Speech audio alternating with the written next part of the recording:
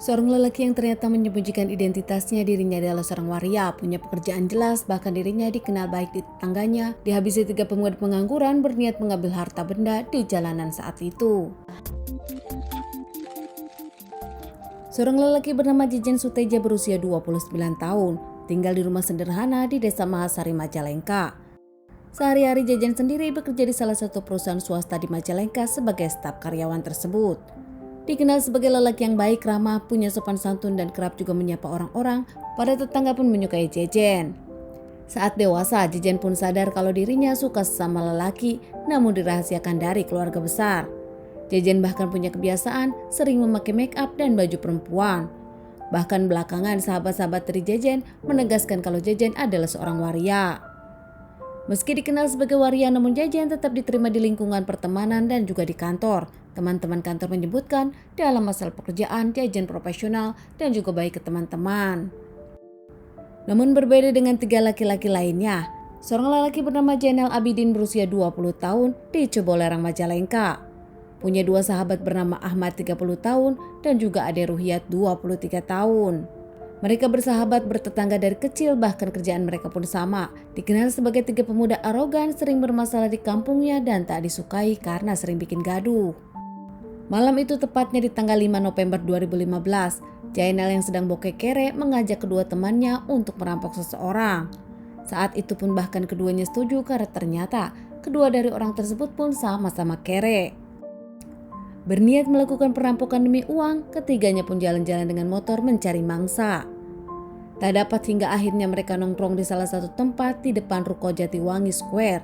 Mereka pun membeli miras dan minum-minum di sana. Tak lama Jejen pun melintas di depan mereka dengan memakai motor Supra X miliknya. Jejen mendekati ketiganya. Jejen pun saat itu nampaknya punya keinginan naksir kepada lelaki yang menggoda dirinya. Jejen pun dengan penuh rayuan ingin berkenalan dengan Jainal. Jainal melihat ada kesempatan dan berkenalan mendekati Jejen. Setelah kenalan, Jainal pun mengajak Jejen ke tempat sepi agak lebih romantis. Keempatnya pergi ke beberapa ratus meter dari tempat mereka berkenalan. Jejen nampak senang, bahkan tak curiga sama sekali dirinya nampak menginginkan Jainal. Sesampainya di semak-semak, Jejen pun duduk di motornya. Ketiganya ngobrol, Jainal dengan Ahmad ngobrol dengan Jejen, sementara Dede mengawasi lokasi. Saat ngobrol, Jejen sendiri bertukar nomor telepon dengan Jainal dan Ahmad. Jejen yang lengah memasukkan nomor telepon mereka ke handphonenya. Tak lama dari belakang, Jejen pun ditikam oleh Jainal beberapa kali yang memang sudah membawa senjata tajam dari rumahnya. Tanpa ragu, Jainal pun menghabisi Jejen di sana hingga Jejen tak bernyawa dan terjatuh. Setelah melakukan aksinya, mereka pun mengambil harta benda dari Jejen, uang, handphone dan juga motor milik Jejen. Meninggalkan Jejen begitu saja di sana dan mereka pun pergi. Menjual motor Jejen dengan harga 2 juta dan handphone 600.000 langsung dibagi 3.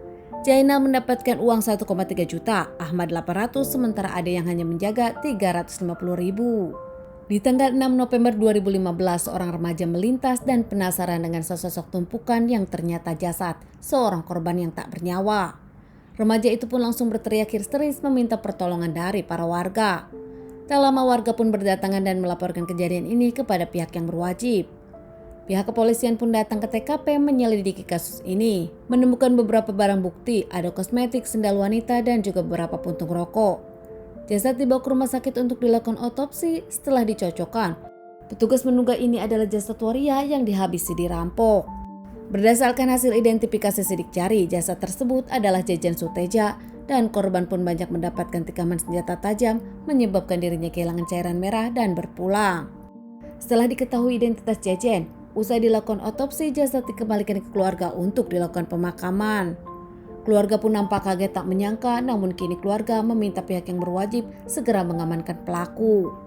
Pihak yang berwajib menyelidiki dan mencari pelaku, mencari petunjuk dengan cara melacak motor dan handphone hasil curian. Hasil pelacakan motor ditemukan di penadah barang curian. Mengamankan penadah dan meminta info siapa yang menjual.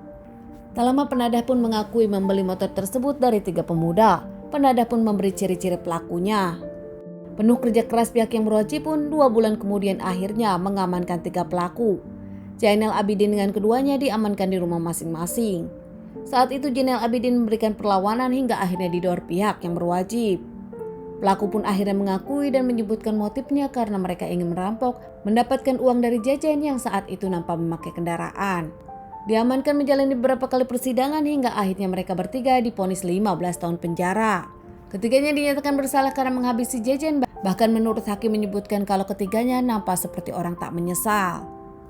Teman-teman, sekian dulu bahasan kasus yang aku bawakan kali ini. Semoga ini bisa dijadikan pelajaran untuk kita semua dan ditunggu bahasan kasus-kasus selanjutnya.